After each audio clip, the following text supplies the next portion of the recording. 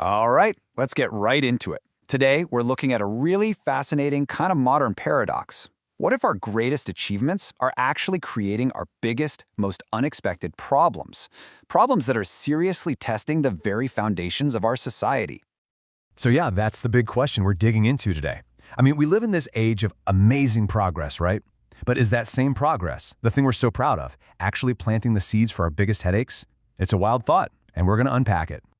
And to really get a handle on this, we're going to zero in on three huge challenges that are kind of hiding in plain sight.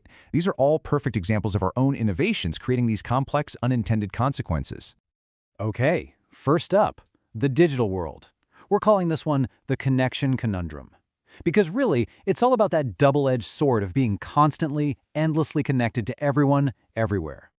And this really lays it out perfectly, doesn't it?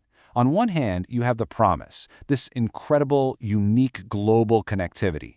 I mean, something humanity has never had before.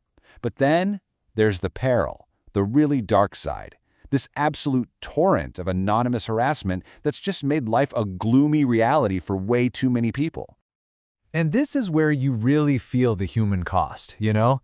It's not just some minor annoyance. People are starting to genuinely resent the very technology that was supposed to connect us.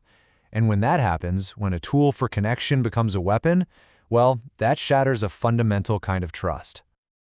All right, let's shift gears a bit. For our second challenge, we're going to look away from the digital world and think about the really, really long-term physical future.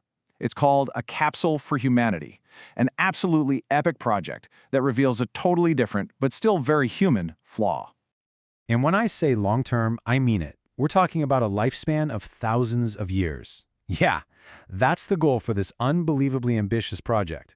Basically, a time capsule for our entire civilization.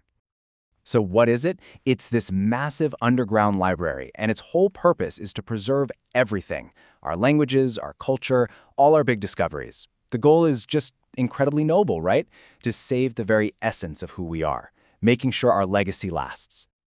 But, and here's the paradox, when the payoff for something is that far in the future, it becomes super easy to just postpone it, to delay the funding, to kick the can down the road on getting the political agreement to actually do it.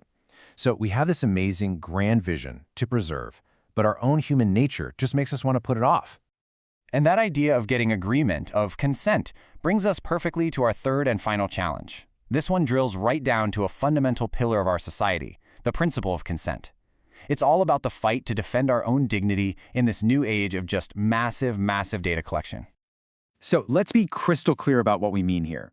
Consent, it's not a suggestion. It's not a nice to have. It is the core principle that protects our dignity, our autonomy as individuals.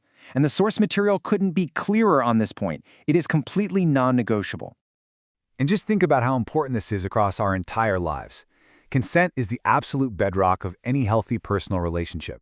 It's a cornerstone of medical ethics, and now it's a critical battleground for our data privacy.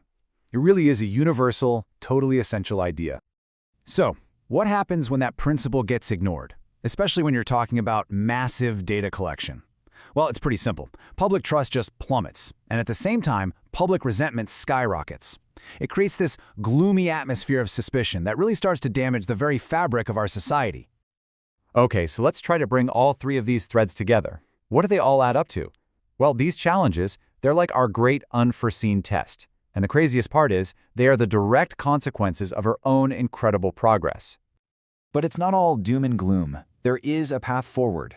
The source material actually lays out a pretty clear three-step approach.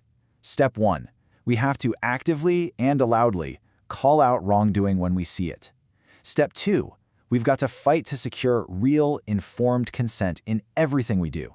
And finally, step 3, we have to stop postponing the tough stuff and actually tackle these huge complex problems head-on. And this really is the hopeful note to end on. Look, while things can definitely seem gloomy sometimes, the source reminds us that we as humans have this unique capacity for cooperation and for moral courage. And those are the tools. Those are the things that will ultimately preserve our society and guide us through all this.